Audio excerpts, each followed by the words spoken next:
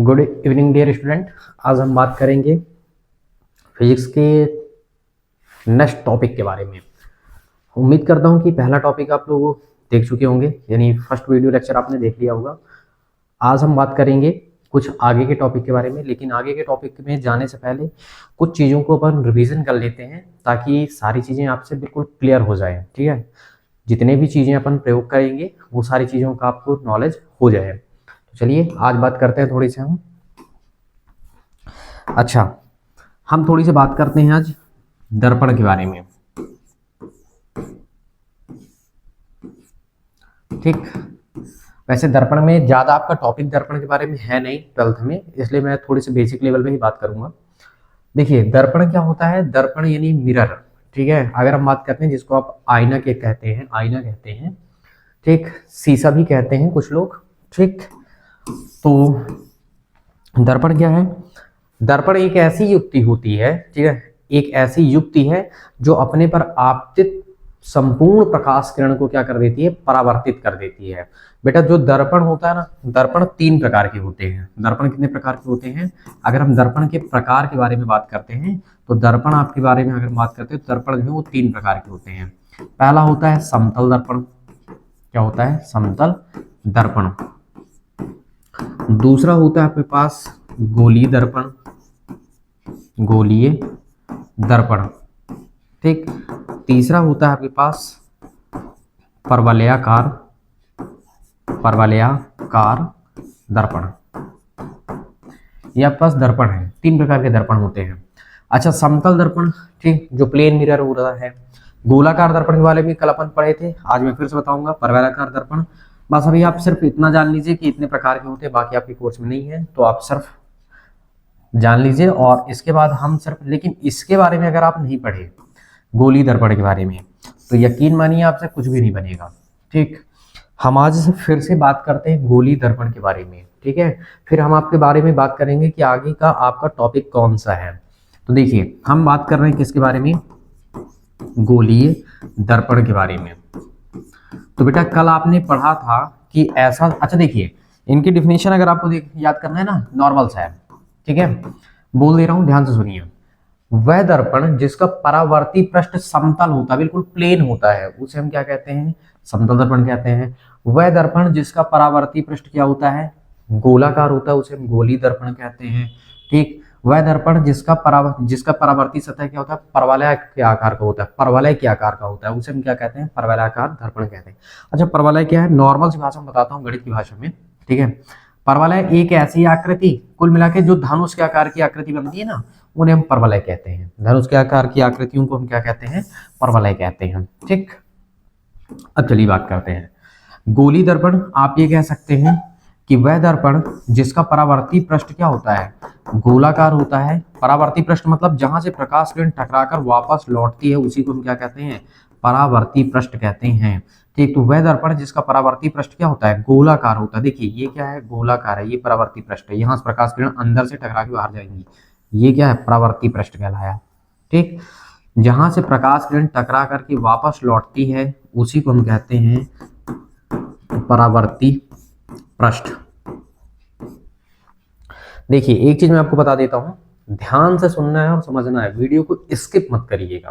ठीक है, तो सारी चीजें क्लियर समझ में आएंगी आपकी, नहीं तो क्लियर नहीं समझ में आएगा फिर आपको। ठीक है, अब ध्यान से सुनिए, मैंने क्या कहा? वह पृष्ठ जहां से प्रकाश किरण क्या होती है? टकरा करके वापस लौट जाती है, कुल मिला के चमकदार पृष्ठ, वही क्या कहलाता है? परावर्ती पृष्ठ कहलाता है, जहां से किरणें, प्रकाश किरणें परावर्तित हो जाती हैं। अब देखिए, कल हमने बात किया था गोलीय दर्पण के परावर्ती पृष्ठ, ये परावर्ती पृष्ठ है, परावर्ती पृष्ठ के मध्य बिंदु को, ये वाला जो बीच का बिंदु होगा, चाहे इधर से ले लो चाहे इधर से ले लो, गोलीय दर्पण के परावर्ती पृष्ठ के मध्य बिंदु को हम क्या कहते हैं? दर्पण का ध्रुव कहते हैं। क्या कहते हैं? दर्पण का ध्रुव कहते हैं। अच्छा, ध्रुव को किससे लिखते हैं? पी से। किरण प्रकाश की चैप्टर में जहां पे भी आपको पी देखने के लिए मिलेगा, मतलब आप समझ जाइए कि ये ध्रुव ही है। ठीक है, अच्छा, फिर उसके बाद था वक्रता केंद्र, इसको हम किससे लिखते हैं? सी से लिखते हैं। गोलीय दर्पण के केंद्र को ही हम क्या कहते हैं? वक्रता केंद्र कहते हैं, इसको सी से लिखते हैं। कहीं पे भी अगर आपको सी दिख जाए, रट लीजिए कि ये वक्रता केंद्र है। वक्रता केंद्र मतलब गोलीय दर्पण का केंद्र होगा ये। अब देखिए, ये तो ध्रुव था, ध्रुव और वक्रता केंद्र से होकर जाने वाली जो रेखा होती है उसे हम क्या कहते हैं, मुख्य अक्ष कहते हैं। क्या कहते हैं, मुख्य अक्ष कहते हैं। इसको किससे लिखेंगे, पी और सी से लिखेंगे, पीसी से लिखते हैं। हाँ, नेक्स्ट कॉन्सेप्ट, वक्रता केंद्र और ध्रुव के बीच की दूरी को हम क्या कहते हैं, वक्रता त्रिज्या कहते हैं। क्या कहते हैं, वक्रता त्रिज्या कहते हैं, जिसे हम किससे लिखते हैं, कैपिटल आर से लिखते हैं। मैंने ये चीज बता रखा है कल, बस मैं आपको रिवीजन करवा रहा हूं ताकि अभी जरूरत पड़ेगा और अपन यूज करेंगे, ठीक है। नेक्स्ट केस, अब ध्यान सुनिए, वक्रता त्रिज्या की बात क्या था, मुख्य फोकस की अगर हम बात करते हैं, देखिए ये आपके पास क्या है, ध्रुव हुआ, ये आपका क्या है, वक्रता केंद्र। जब कोई प्रकाश किरण मुख्य अक्ष के, ये मुख्य अक्ष के समांतर आपतित होती है तथा परावर्तन के पश्चात जिस बिंदु से होकर के जाती है उस बिंदु को हम क्या कहते हैं, मुख्य फोकस कहते हैं। क्या कहेंगे, मुख्य फोकस कहते हैं। इसे हम किससे लिखते हैं, कैपिटल एफ से लिखते हैं।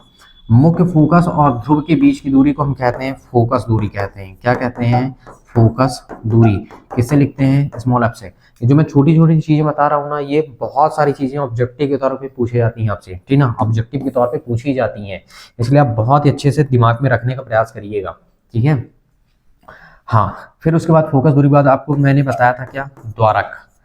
अब द्वारक की अगर हम बात करते हैं तो द्वारक में अगर हम बात करते हैं तो देखिए ये था गोलाकार दर्पण था, ठीक है। देखिए गोलाकार दर्पण के परावर्ती पृष्ठ, ये परावर्ती पृष्ठ हुआ, ये परावर्ती पृष्ठ जहां प्रकाश किरण टकरा जाएगी, परावर्ती पृष्ठ के वृत्तीय नेमी, जो वृत्ताकार भाग है, वृत्तीय नेमी के व्यास को हम दर्पण का क्या कहते हैं, द्वारक कहते हैं, ठीक। ये चीजें आपके दिमाग में बिल्कुल चलनी चाहिए, मतलब रट जानी चाहिए। चलिए, हमारा जो नेक्स्ट टॉपिक है, अगर हम बात कर रहे हैं, अगर हम अपने टॉपिक के बारे में बात कर रहे हैं ना बेटा, तो ये तो मान लीजिए था ही, जो था वो बात की बात है। अब हम चलते हैं, आपका जो मेन टॉपिक है, ठीक है, वो ये है, ध्यान से देखिए, गोली दर्पण, गोली दर्पण की वक्रता त्रिज्या, की वक्रता त्रिज्या व फोकस दूरी में संबंध। आपके एनसीईआरटी बुक में, आप बुक उठाइएगा थोड़ी से, क्योंकि एनसीईआरटी से बाहर का पूछता नहीं है। एनसीईआरटी बुक में आप देखिएगा, नेक्स्ट टॉपिक आपका बन रहा है, क्या बन रहा है, अगर हम नेक्स्ट टॉपिक के बारे में बात करते हैं तो देखिए मैं आपको दिखा भी देता हूं। देखिए किरण प्रकाश की में अगर हम बात कर रहे हैं तो किरण प्रकाश की में हमने कल प्रकाश का परावर्तन पढ़ा था, उसके बाद आपके पास कुछ कॉन्सेप्ट नहीं दिए गए हैं, लेकिन मैंने बताया क्योंकि जरूरत पड़ेंगे, ठीक ना, जो चीजें मैंने बता दिया। फिर गोली दर्पण में की फोकस दूरी के बारे में बताया गया है, तो फोकस दूरी और कुल मिलाकर के आपके पास क्या है, अगर हम बात करते हैं गोली दर्पण की फोकस दूरी, उसकी वक्रता त्रिज्या में संबंध बताया जाता है, मतलब हमारा टॉपिक यही है, ठीक है। तो पेपर में क्वेश्चन कैसे बन के आता है, पेपर में क्वेश्चन बन के आता है गोली दर्पण की वक्रता त्रिज्या और फोकस दूरी में क्या करना है, आपको संबंध स्थापित करना है। अच्छा, तो गोली दर्पण तो दो प्रकार के निकल के आए थे, एक बना था आपके पास उत्तल दर्पण, एक बना था आपके पास अवतल दर्पण। मैं दोनों विधि से बताता हूं, आपको जो पसंद आएगा आप उसके हिसाब से कर लीजिएगा, ठीक है। मतलब क्वेश्चन जरूर बनेगा कि गोली दर्पण की वक्रता त्रिज्या और उसकी फोकस दूरी में क्या करना है, आपको संबंध स्थापित करना है। अब आपसे जो भी प्रश्न पूछेगा उस प्रश्न के अकॉर्डिंग आप कर लीजिएगा। तो चलिए देखते हैं, गोली दर्पण की वक्रता त्रिज्या और फोकस दूरी में संबंध। अच्छा, ऐसा भी हो सकता है कि गोली दर्पण की फोकस दूरी और उसकी वक्रता त्रिज्या में संबंध, वही चीज तो है, ठीक है। तो देखिए दो इसके संबंध बनेंगे। पहला संबंध आपके पास बनेगा अवतल दर्पण के लिए, ठीक है। तो चलिए हम बात करते हैं, ध्यान से देखिएगा, समझने का प्रयास करिएगा। अच्छा, कुछ कॉन्सेप्ट और आएंगे तो मैं आपको यहीं पे बता दूंगा सारी चीजें, क्योंकि नॉर्मल मैथमेटिक्स आपसे बनना चाहिए। देखिए हम बात कर रहे हैं किसके लिए, पहला है हम बात कर रहे हैं, जो भी आपको करना होगा कर लीजिएगा, हम बात कर रहे हैं अवतल, अवतल दर्पण। देखिए गोली दर्पण की वक्रता त्रिज्या और फोकस दूरी में संबंध, मतलब प्रश्न ऐसा भी बना सकता है कि अवतल दर्पण की वक्रता त्रिज्या और फोकस दूरी में संबंध स्थापित कीजिए। या प्रश्न ये कह सकता है कि उत्तल दर्पण, प्रश्न कैसे बनाएगा, अवतल दर्पण की फोकस दूरी और वक्रता त्रिज्या में संबंध स्थापित कीजिए। या तो बोलेगा उत्तल दर्पण की फोकस दूरी और वक्रता त्रिज्या में संबंध स्थापित कीजिए। जब वो नाम लेके पूछेगा तब आपको नाम के अकॉर्डिंग करना होगा कि अवतल दर्पण के लिए हमने किसको संबंध स्थापित किया था, कैसे किया। लेकिन अगर गोली दर्पण बोल देगा ना, तो चाहे आप अवतल से कर दीजिए चाहे उत्तल से कर दीजिए, दोनों एक ही बात है, ठीक है। चलिए ध्यान से देखिए, हमने क्या लिया, हमने अवतल। अच्छा, दर्पण की पहचान के बारे में अगर हम बात करते हैं तो कल मैंने बताया था, ठीक है, कि उत्तल दर्पण की में अगर हम बात करते हैं, पहले हम बात कर लेते हैं अवतल। अवतल का क्या मतलब था? अवतल में हमने क्या बताया था कि जिसका परावर्ती पृष्ठ क्या हो, दबा हुआ हो। तो देखिए इसका परावर्ती पृष्ठ दबा हुआ है। और उत्तल में क्या था? उत्तल नाम से स्पष्ट, उभरा हुआ, जिसका परावर्ती पृष्ठ क्या होता है? उभरा हुआ होता है। देखिए अगर इधर से माने तो ये उभरा है, परावर्ती पृष्ठ यहाँ पे क्या है? उभरा हुआ है, मतलब ये क्या है? उत्तल है। ठीक है, अब ध्यान से देखिए हम अवतल के लिए कर रहे हैं, तो मतलब ये हमारा क्या हुआ? अवतल दर्पण हुआ। बहुत ही ध्यान से समझना है, ठीक नॉर्मल सा है सब। अच्छा, अवतल दर्पण का मान लेते हैं कि ये वाला पॉइंट क्या है? हमारा ध्रुव है। चलिए हम ये मानते हैं कि ये वाला पॉइंट हमारा ध्रुव है। ये वाला पॉइंट हमारा क्या है? ध्रुव। इसको हम पी से लिखते हैं, ठीक। और ये वाला पॉइंट हमारा क्या है? ये हमारा क्या हुआ? वक्रता केंद्र है। थोड़ी देर के लिए मान लीजिए, ठीक है। अब देखिए जब कोई प्रकाश किरण, बात समझिएगा, ये आपके पास क्या है? एक प्रकाश किरण है जो मुख्य अक्ष के समांतर क्या हो गई? आपतित हुई। देखिए ये मुख्य अक्ष है, मुख्य अक्ष के समांतर आपतित हुई।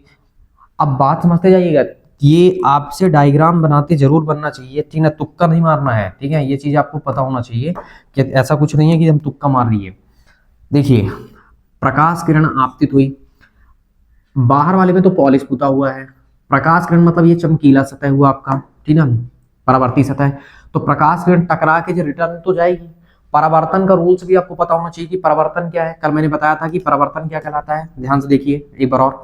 परावर्तन क्या कहलाता है? कल मैंने बता रखा था कि जब कोई प्रकाश किरण एक समांगी माध्यम से चलकर किसी चमकदार पृष्ठ पर आपतित होती है तो टकराने के पश्चात वो क्या हो जाती है? उसी माध्यम में वापस लौट जाती है। इस घटना को हम क्या कहते हैं? प्रकाश का परावर्तन कहते हैं।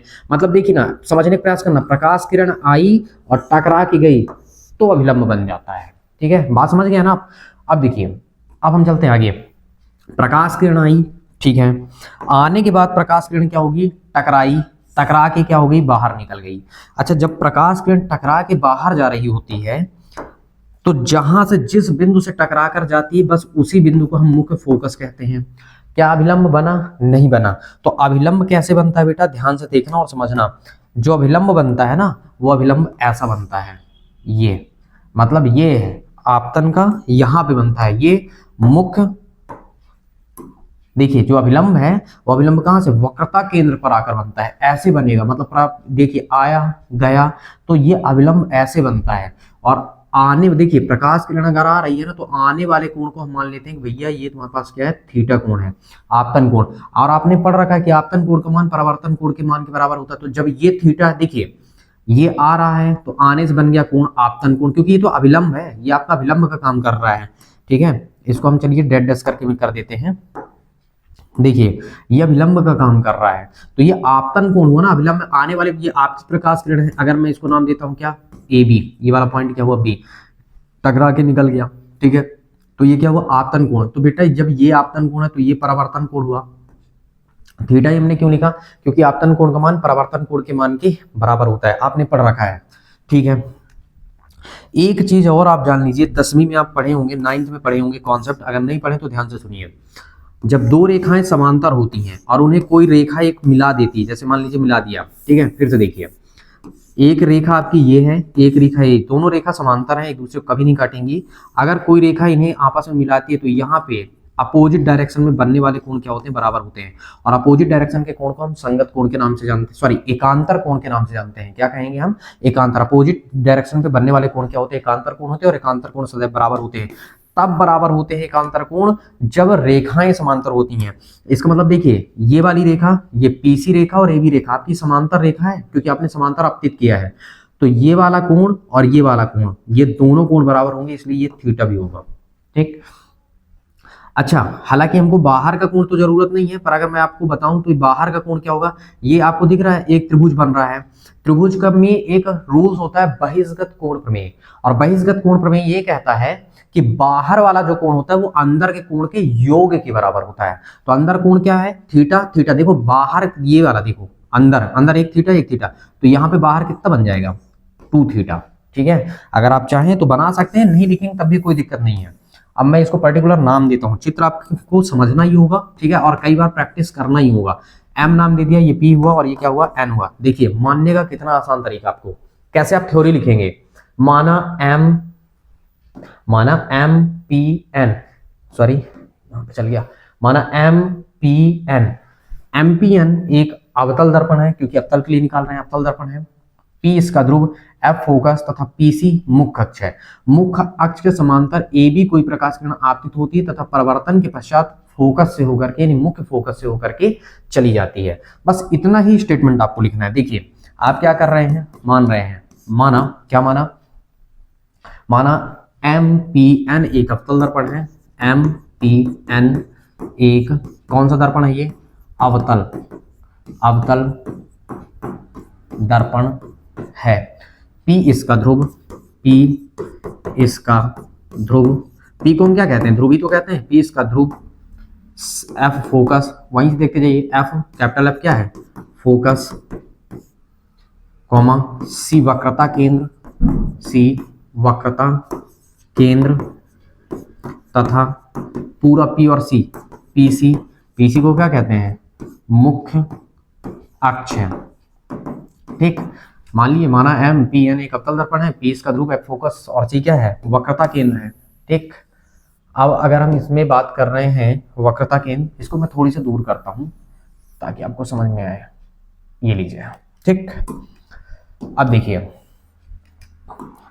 क्या हुआ, अब माना एम पी एन एक अवतल दर्पण है, पी इसका ध्रुव, एफ फोकस, सी वक्रता केंद्र तथा पीसी क्या है, मुख्य अक्ष है। मुख्य अक्ष के समांतर, मुख्य अक्ष के समांतर, अक्ष के समांतर ए बी कोई प्रकाश किरण, ए बी कोई, देखिए ए बी दिख रहा है ना आपको, ए बी कोई प्रकाश किरण, प्रकाश किरण आपतित होती है जो परावर्तन के पश्चात, मतलब टकराने के पश्चात, परावर्तन मतलब टकराना, परावर्तन के पश्चात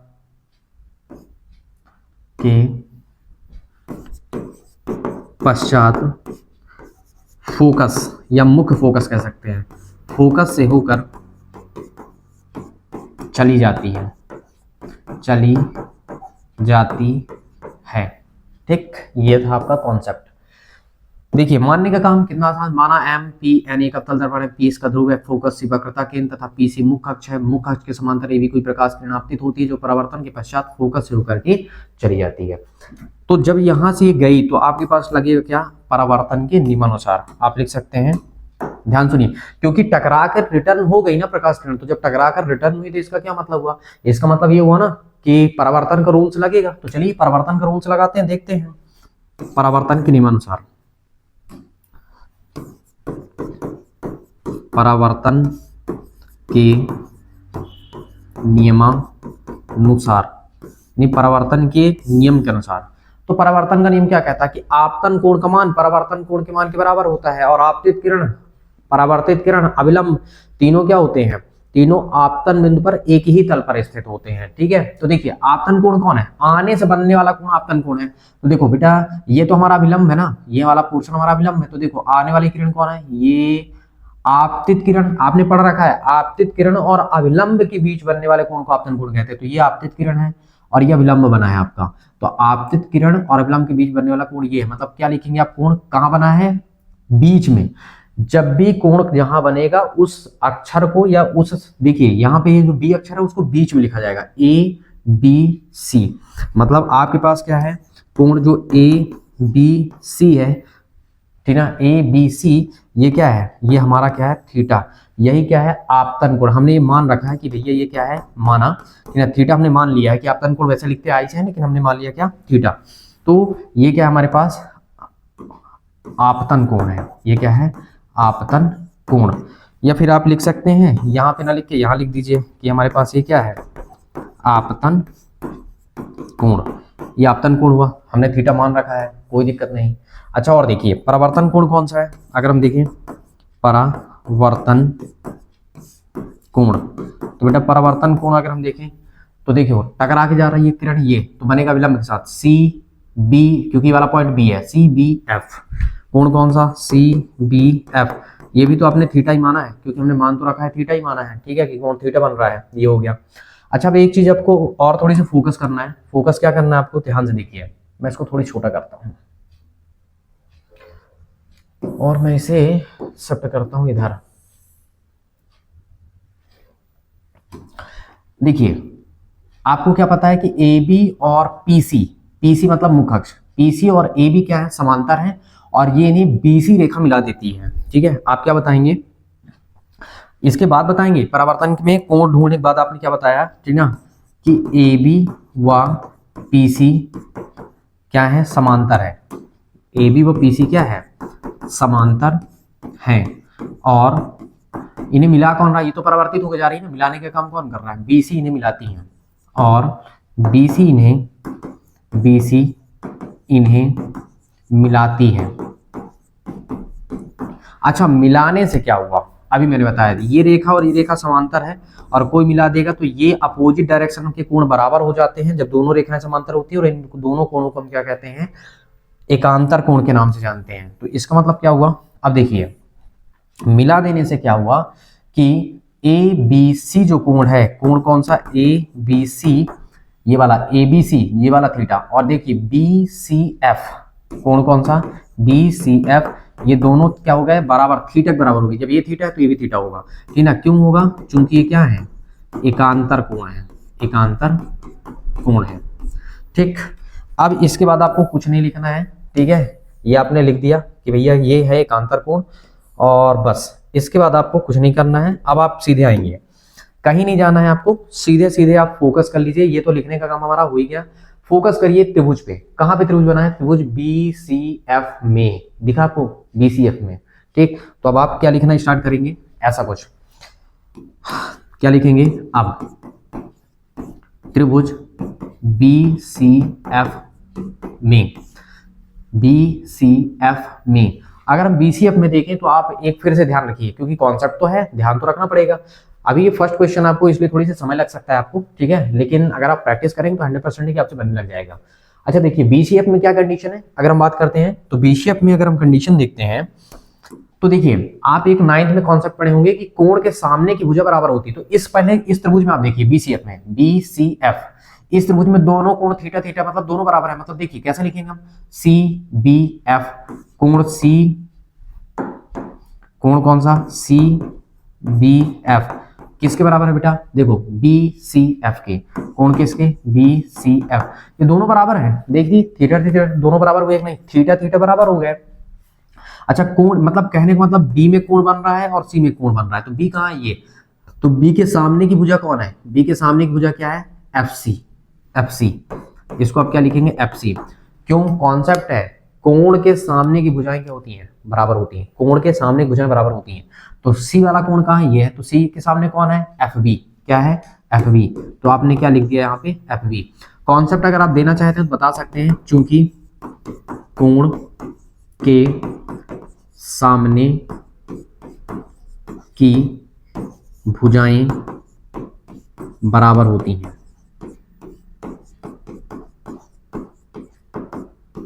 ये कॉन्सेप्ट है, कोण के सामने की भुजाएं क्या होती हैं, बराबर होती हैं, इसलिए हमने क्या किया, बराबर कर दिया। और ये बराबर तो है, पहले से बराबर है तो हमने भुजाओं को बराबर किया।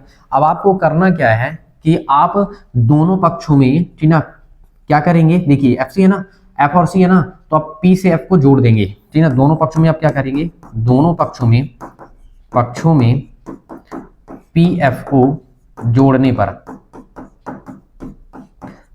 अच्छा जोड़ा क्यों जा रहा है, ठीक ना, तुक्का मार के नहीं जोड़ा जा रहा बेटा कि हमने बस मन किया तो जोड़ लिया हमने, ऐसा कुछ नहीं है, ठीक है। जोड़ने का जो रीजन है, जोड़ने का रीजन ये है कि देखिए एफ और सी से हम वैल्यू प्रोवाइड नहीं कर पाएंगे, इसलिए हम दोनों पक्षों में पी एफ को अगर ऐड कर दे तो कुछ दूर तक की हमको दूरी मिल जाएगी, ठीक है, मतलब यहां से यहां तक की दूरी मिल जाएगी, इसलिए हम दोनों पक्षों में पी एफ जोड़ रहे हैं।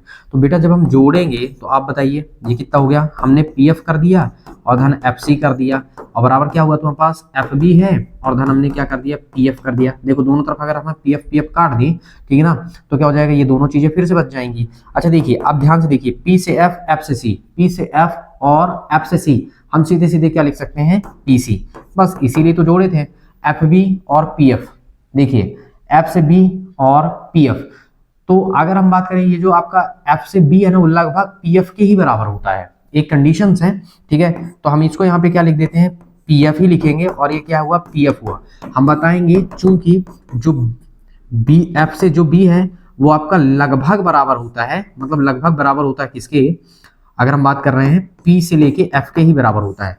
ध्यान रखिएगा ये जो F से B की दूरी है ना वो PF के ही लगभग अप्रॉक्स बराबर होती है।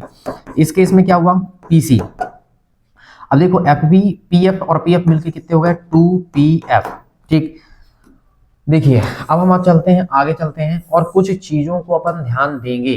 ठीक है, ध्यान रखिएगा इस चीज का। मेरे हिसाब से डायग्राम को मैं दूसरे कलर का कर देता हूं ताकि आपको थोड़ी सी स्पष्ट दिखाई दे। कलर तो मैं चेंज कर ही नहीं पाऊंगा, मैं इसी को चेंज कर दे रहा हूं यहाँ पे। क्या मैं इसको भी नहीं कर पा रहा?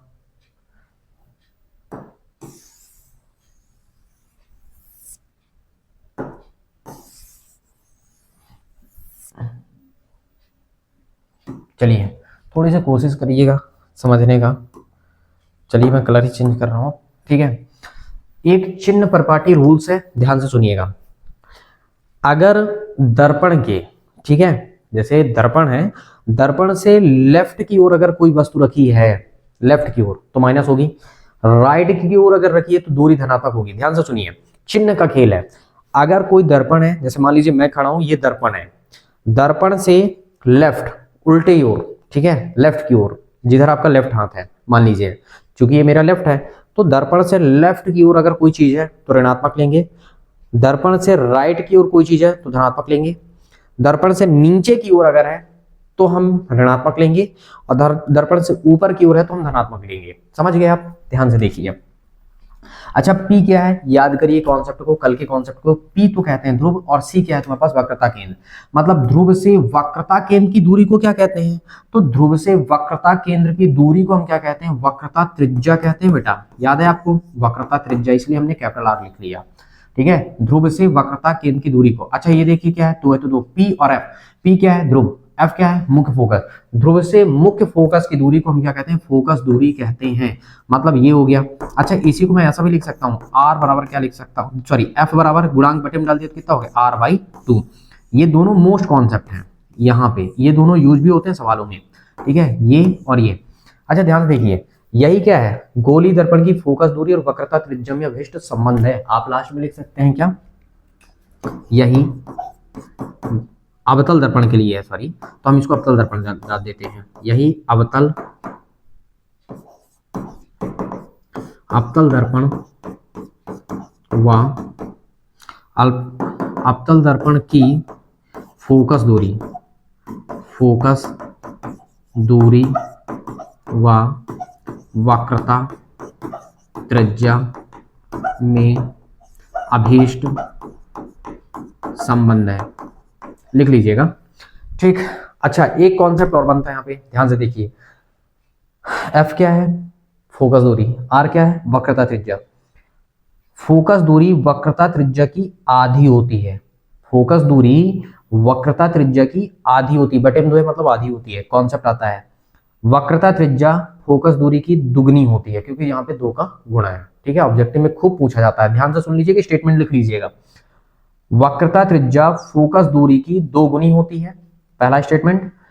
फोकस दूरी वक्रता त्रिज्या की आधी होती है। यहाँ पे देखिए वक्रता त्रिज्या फोकस दूरी की 2 गुनी होती है, मतलब फोकस दूरी अगर 10 है और 10 को अगर हम 20 कर दें तो वक्रता त्रिज्या आ जाएगा। अब देखिए फोकस दूरी जो है वक्रता त्रिज्या की आधी होती है, अगर वक्रता त्रिज्या 10 है, अगर 10 का आधा कर दिए तो मतलब क्या हो गया, वो फोकस दूरी बन गया। ये दोनों कॉन्सेप्ट खूब पूछे जाते हैं। ठीक है, तो ये था आपका कि गोली दर्पण की वक्रता त्रिज्या और फोकस दूरी में संबंध। ये क्वेश्चन 3 अंक का मोस्ट इंपॉर्टेंट है, कोशिश करिए आप। ठीक है, क्योंकि अब मैं आपको समझाया इसलिए थोड़ी सी आपको समय जरूर लगा होगा। ठीक है, लेकिन आपको करना ऐसा ही है। ठीक है, देखिए माना एमपीएन क्या है, एक अवतल दर्पण, पी इसका ध्रुव है, एफ फोकस, सी वक्रता केंद्र तथा पीसी मुख्य अक्ष है। मुख्य अक्ष के देखिए पीसी मुख्य अक्ष के समांतर ये भी कोई प्रकाश किरण आपतित होती है जो प्रवर्तन के पश्चात फोकस से होकर के चली जाती है।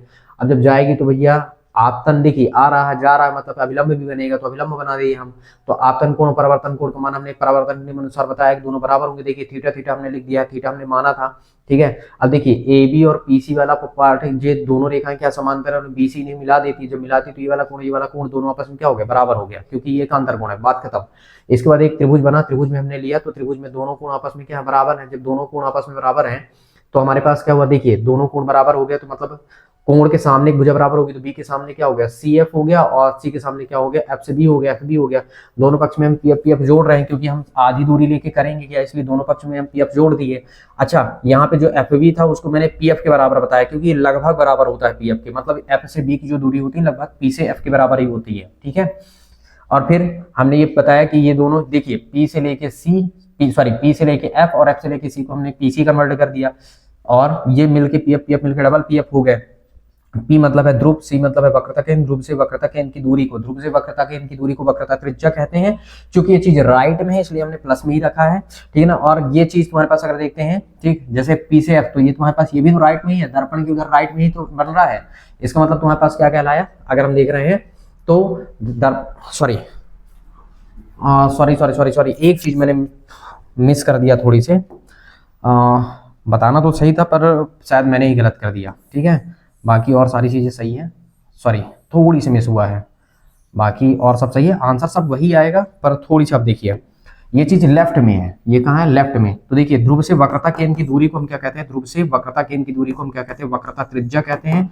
लेफ्ट में है होने के कारण हमने माइनस लगाया, चिन्ह परिपाटी के रूल्स के अकॉर्डिंग। 2 है तो 2 रखिए, पी एफ ध्रुव से, देखिए ध्रुव है, ध्रुव से लेके फोकस की दूरी को हम क्या कहते हैं, फोकस दूरी कहते हैं। इसको भी हम माइनस का लिखेंगे, क्यों, क्योंकि आपके पास क्या है, लेफ्ट में है।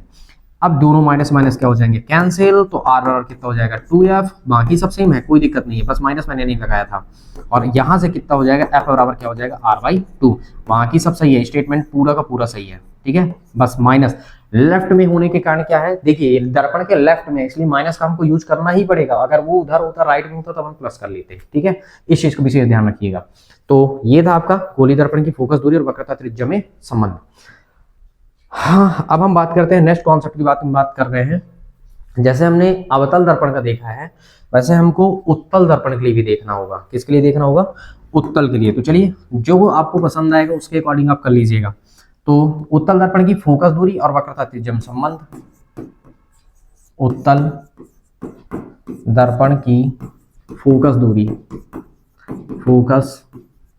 दूरी व वक्रता त्रिज्या में संबंध। नाम से देगा तो आपको वही चित्र बनाना पड़ेगा और उसी के हिसाब से करना है। और अगर ऐसे ही दे दिया, गोली दर्पण लगा दिया, तो जिससे करना होगा उससे कर दीजिएगा। अब देखिए उत्तल है तो उभरा हुआ होगा, बात थोड़ी से समझने का प्रयास करिएगा, नॉर्मल तौर पे है, ठीक है। हाँ, अब देखिए ये आपका क्या कहलाएगा, ध्रुव होगा, और ये आपका क्या कहलाएगा, मान लेते हैं कि ये आपका क्या है, वक्रता केंद्र है। ध्यान से सुनने और समझने का प्रयास करिएगा, ठीक है, क्योंकि यहाँ पे आपके पास कॉन्सेप्ट कुछ और है, थोड़ी सी बस एक ही लाइन का, बाकी सब सेम है। देखिए इधर ये है परावर्ती पृष्ठ। जब कोई प्रकाश किरण आपतित होती है, आपतित होगी, अभी उसमें आपने क्या पढ़ा था कि जब कोई प्रकाश किरण क्या होती है, किसी मुख्य अक्ष के समांतर आपतित होती है। मान लीजिए कि हमारे पास AB ही प्रकाश किरण है, AB नामक एक प्रकाश किरण है जो आपतित तो हुई, लेकिन परावर्तन के पश्चात कहां से जा रहा था, इससे पहले वाले में फोकस से होकर के गया था, मतलब फोकस यहाँ ही कहीं पे होगा, फोकस यहीं कहीं पे होगा। तो देखो ये क्या होता है कि परावर्तन, आप सोचिए कि जब अंदर की ओर पॉलिश लगा है तो अंदर तो जा नहीं सकती प्रकाश किरण, मतलब यहां से फोकस से जाती हुई प्रतीत होती है, पर फोकस से जाती नहीं है, फोकस से जाती हुई प्रतीत होती है। और ये सीधे सीधे बी से, इसको नाम दे देते हैं डी, तो बी डी दिशा में चली जाती है। अब हमको करना क्या, अच्छा अभिलंब भी बनेगा, ये भी स्वाभाविक सी बात है। क्या बनने वाला है, अभिलंब। तो अभिलंब बनेगा ना बेटा, तो ये अभिलंब जो है ना, तो देखो अभिलंब को हम वक्रता केंद्र में टच करेंगे, क्योंकि देखो वहां पे भी वक्रता केंद्र से टच हुआ था। देखो अब अभिलंब जो बना था, देखो वक्रता केंद्र से तो टच होके बना है, और यहाँ पे भी आपने वक्रता त्रिज्या से टच करके आपने बना दिया, ठीक। आप ध्यान से देखिए, और इसको हम नाम दे देते हैं चलिए ई। तो बेटा ये अभिलंब का काम करने लगा, ये अभिलंब हुआ, आपतित किरण है, तो कोण हमने नाम दे दिया कि भैया थीटा, और ये हुआ तुम्हारे पास क्या, थीटा, क्योंकि आपतन कोण जितना होगा परावर्तन भी उतना ही होगा, क्योंकि नियम ही पढ़ रखे हैं हमने कि आपतन कोण का मान परावर्तन कोण के मान के बराबर होता है। अच्छा ध्यान से देखना है, देखिए अगर हम बात करते हैं ये किरण और ये किरण, देखो कैसे मैंने कहा, ये वाली किरण पूरी, और ये एक किरण, ये यहाँ पे तो डेड डैश है चल रहा है, यानी आप ऐसे समझिए कि ये पूरी किरण एक आई, ये वाली पूरी किरण और ये वाली पूरी किरण, ऐसे और फिर ये डेड एक्सिस में चलने लगी। तो ये वाली जो किरण है यहाँ पे कोण कितना है थीटा, तो ये वाला भी बनेगा थीटा। क्यों, रीजन क्या है कि थीटा थीटा हो जाएंगे? रीजन उसका ये है, हमने यहाँ पे मतलब ये वाला कोण भी थीटा ही होगा। क्यों थीटा होगा, रीजन सोचिए। रीजन ये है इसका, क्योंकि जब दो रेखाएं आपस में प्रतिच्छेद करती हैं तो यहाँ पे बनने वाले कोणों को कहा जाता है शीर्षाभिमुख कोण। 10वीं में आप 9वीं में आप पढ़े होंगे कि जब दो रेखाएं एक दूसरे को प्रतिच्छेद करती हैं तो शीर्ष पर बनने वाले कोणों को क्या कहते हैं, शीर्षाभिमुख कोण। और शीर्षाभिमुख कोण हमेशा क्या होते हैं, बराबर होते हैं, इसलिए हम उसके क्या नाम देंगे, शीर्षाभिमुख कोण नाम देंगे। ठीक, अब ध्यान से सोचिए, अगर मैं इसको इस रेखा को आगे बढ़ाऊं, ठीक है, तो अगर मैं इस रेखा को आगे मान लीजिए बढ़ा दिया, ठीक है, बढ़ा दिया, तो ये तुम्हारे पास जो रेखा मिला रही, तो ये वाला जो कोण होगा वो ये वाला कोण, ये संगत कोण कहलाते हैं। जैसे ये रेखा है, इसको हम जब मिला रहे हैं तो ये वाले कोण एक ही ओर बनने वाले कोणों को संगत कोण कहते हैं, इसलिए ये वाला कोण और ये वाला कोण क्या हो जाएगा, आपस में बराबर हो जाएगा। ठीक, तो ये चीज आपको थोड़ी सी ध्यान रखना है। ठीक, तो चलिए अब हम बात करते हैं, नॉर्मल सी बात है, ये इतना तो आपको ध्यान रखना ही पड़ेगा, 12th स्टैंडर्ड है आपका। अब देखिए, मतलब यहाँ पे भी कोण क्या होगा, थीटा होगा। इसको हम नाम देते हैं m, ये p है, और इसका नाम देंगे क्या, n। मानने का जो काम है आपको बेटा, सेम सिचुएशन सेम चलेगा, कोई दिक्कत नहीं। आप कैसे मानोगे, क्या करोगे, माना m p n, देखिए m p n एक अवतल दर्पण, अब देखो वहां पे अवतल था, यहाँ पे क्या है, उत्तल, एक उत्तल दर्पण है। क्या है, एक उत्तल दर्पण है। P इसका, P क्या है, P इसका ध्रुव, P इसका ध्रुव, और F focus, capital F focus, comma C वक्रता केंद्र, व PC मुख्य अक्ष है। क्या है, मुख्य अक्ष है। ठीक, अब ध्यान से देखिएगा, मुख्य अक्ष के समांतर, देखिए ये मुख्य अक्ष है, मुख्य अक्ष के समांतर, मुख्य अक्ष के समांतर AB कोई प्रकाश किरण, AB कोई प्रकाश किरण आपतित होती है, आपतित होती है, जो परावर्तन के पश्चात, परावर्तन के पश्चात BD दिशा में चली जाती है, BD दिशा में चली जाती है, और देखिए फोकस से जाती हुई प्रतीत होती है, और फोकस से जाती हुई प्रतीत होती है। ठीक, देख भी रहा है। ठीक, माना MPN एक उत्तल दर्पण है, ठीक, और P इसका ध्रुव है, फोकस सी वक्रता केंद्र तथा PC मुख्य अक्ष है, मुख्य अक्ष के समांतर AB कोई प्रकाश किरण आपतित होती है। देखिए A से B, ये B लिखा है, आपतित होती है, जो परावर्तन के पश्चात BD दिशा में चली जाती है तथा फोकस से हो जाती हुई प्रतीत होती है। तो परावर्तन के नियमानुसार सेम काम, परावर्तन के नियमानुसार, मतलब परावर्तन के नियमानुसार आपतन कोण कौन सा आपका, आपतन कोण, आपतन कोण कौन सा बना, कोण देखिए ABE, ABE, ये हमने मान लिया थीटा, यही तो हमारा आपतन कोण होगा। परावर्तन कोण कौन सा है हमारा, परावर्तन कोण, परावर्तन कोण क्या हुआ, EBD, EBD, ये भी हमने थीटा ही मान रखा है। ठीक, अब ध्यान दीजिएगा। अच्छा, इनको मानने की आवश्यकता क्या थी, अब देखिए हमने इसको थीटा क्यों दिखाया, ठीक है, हमने इसको थीटा क्यों दिखाया, रीजन क्या, इसको थीटा हमने क्यों दिखाया, तो अगर हम देखें तो देखिए AB क्या है, AB अगर आप बताएंगे यहाँ पे सेम कॉन्सेप्ट, AB व PC, ये AB रेखा अगर हम बढ़ा रहे हैं, ये PC पर बढ़ा रहे हैं, तो AB व PC, पहले इसको बताते हैं, AB व PC क्या है, समांतर है, तथा देखो बी से सी मिलाती है तथा बी सी इन्हें मिलाती है, ठीक। तो मिलाती है तो देखो ए बी ई, ये वाला जो कोण है, कोण ए बी ई, और ये वाला कोण B C F, B C F, ये दोनों थीटा, दोनों को दोनों बराबर होंगे। क्यों होंगे? क्योंकि ये संगत कोण है, ठीक। ये क्या हो गए? संगत कोण। और तुम्हारे पास और अगर हम बताएं तो देखो ई बी डी कोण, कौन? ई बी डी, यहां का कोण थीटा कैसे आया? ई बी डी, और एफ बी सी, कोण एफ बी सी, ये दोनों बराबर होंगे। क्यों बराबर होंगे? क्योंकि ये शीर्षाभिमुख कोण है, क्योंकि ये क्या है? शीर्षाभिमुख कोण। शीर्षाभिमुख कोण हम इसको इसलिए कहते हैं कि जब दो रेखाएं एक दूसरे को, देखिए ये वाली रेखा ये चली, ये वाली रेखा ये चली, ये दोनों कोण आपस में जब एक दूसरे को काटते हैं ना, जब दो रेखाएं एक दूसरे को ऐसे क्रॉस आउट करती हैं, ऐसे जब दो रेखाएं एक दूसरे को क्रॉस आउट करती हैं तो शीर्ष पर बनने वाले कोण को हम शीर्षाभिमुख कोण कहते हैं। तो ये वाला और ये वाला, ये दोनों कोण थीटा होंगे। तो हम इनसे बता रहे हैं कि ये दोनों कोण कहाँ, यहाँ पे बन रहे हैं, ठीक है। जो आपस में ये सब क्या है? आपस में चार के चारों आपस में बराबर हैं। तो इतना बताना हमको पड़ेगा ही पड़ेगा, ठीक है। तो ये हमने बता दिया, और हमने जब ये बता दिया तो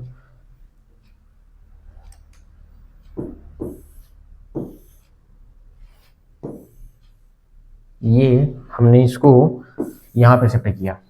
बताना पड़ेगा, ध्यान रखिएगा, आप छोड़िएगा नहीं, छोड़ेंगे तो नंबर कटे जाएंगे, ठीक ना, नंबर कटना तय फिर इस केस में। अच्छा, ये हमने बता दिया कि ये वाला कोण कहाँ से हमने थीटा लिख लिया था, ठीक है। अब काम सेम है आपका, क्या काम है? अब आप लिखेंगे, अब त्रिभुज देखिए BCF बन रहा है ना, या CBF, सेम वही नाम है जो यहाँ पे था, देखिए, ठीक है। BCF इसमें भी हमने ले लिया, ठीक। अब देखिए त्रिभुज किसमें? त्रिभुज BCF में।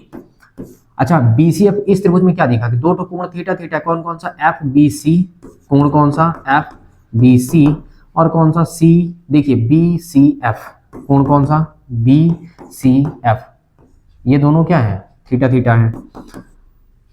B के सामने देखा जाए तो ये कोण B, ये B कोण B पे बन रहा है, कोण C पे बन रहा है, कोण B में बना है C में, तो B के सामने भुजा कौन है? FC, ठीक है। C के सामने कौन सी? C के सामने अगर हम देखें तो कौन है? FB, C के सामने ये भुजा है FB, F और B। अब आप बता सकते हैं कि आप दोनों पक्षों में क्या जोड़ेंगे? पिछले वाले के अकॉर्डिंग इतनी दूरी लेके करेंगे क्या? इसको भी जोड़ लेते हैं। तो हम क्या करिए, दोनों पक्षों में हमने क्या बताया कि दोनों पक्षों में PF जोड़ने पर, क्या करने पर? जोड़ने पर। और जब हम जोड़ रहे हैं तो इस केस में क्या हुआ? PF धन FC इक्वल FB धन PF। दोनों पक्षों में हमने क्या किया? PF हमने जोड़ दिया, ये लीजिए, ठीक। अब जोड़ने के पश्चात P से F और F से C, P से F और F से C को हमने लिख दिया PC, ठीक है। FB जो है वो लगभग PF के बराबर होता है, और ये PF तो हमने लिख ही दिया, और हमने यहाँ पे बता भी दिया चूंकि जो FB है वो लगभग बराबर होता है किसके? PF के, ये भी हमने लिख दिया यहाँ पे, ठीक है। अब देखिए क्या हुआ? PC बराबर हुआ 2PF। P क्या है? ध्रुव, C क्या है? वक्रता केंद्र। ध्रुव से वक्रता केंद्र की दूरी को, वक्रता त्रिज्या कहते हैं। लेकिन ध्यान ये रखना है कि देखिए दर्पण के राइट हैंड में है, जैसे मैं लिख रहा हूं ना, तो राइट हैंड से लिख रहा हूं मैं, और ये लेफ्ट है। तो चिन्ह परिपाटी का रूल से क्या था कि अगर राइट में है तो धन लगाओ, लेफ्ट में है तो ऋण लगाओ, ठीक। इस केस में क्या हुआ? ध्रुव से वक्रता केंद्र की दूरी को हम वक्रता त्रिज्या कहते हैं, तो इसे हम धन का ही लिखेंगे, क्या? R, ठीक है।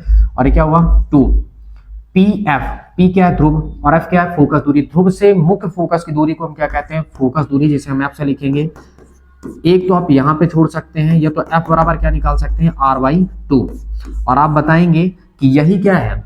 यही आपके पास उत्तल दर्पण की फोकस दूरी और वक्रता त्रिज्या में संबंध है। या फिर आप लिख सकते हैं यही अभीष्ट संबंध है,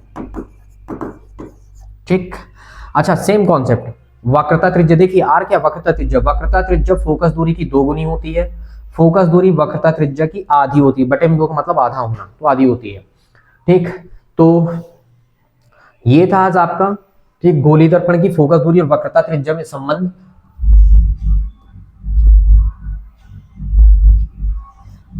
ये था, इसको ऐसे किया जाएगा, मैंने पहले भी बताया, नाम से अगर पूछता है तब आप नाम के अकॉर्डिंग चित्र बनाएंगे और उसी के अनुसार करेंगे। अगर मान लीजिए जैसे अगर आप उत्तल का पूछ लिया, मान लीजिए उत्तल का पूछ लिया तो आपको इस तरह करना होगा। अगर अवतल का पूछेगा तो आपको इस तरह करना है, मतलब चित्र से बाकी सब तो लगभग सेम है, यहाँ से सब सेम ही चलता है, ठीक है, बस थोड़ी सी ध्यान रखना पड़ता है। लेकिन अगर गोली वर्ड जोड़ दिया तो चाहे आप अवतल से करिए चाहे आप उत्तल से करिए, इसका ऑब्जेक्टिव भी बनाता है, ध्यान रखना इस चीज का, ठीक है, इसका ऑब्जेक्टिव भी बनाता है, ये वाले पोर्शन का ऑब्जेक्टिव भी बना लेता है।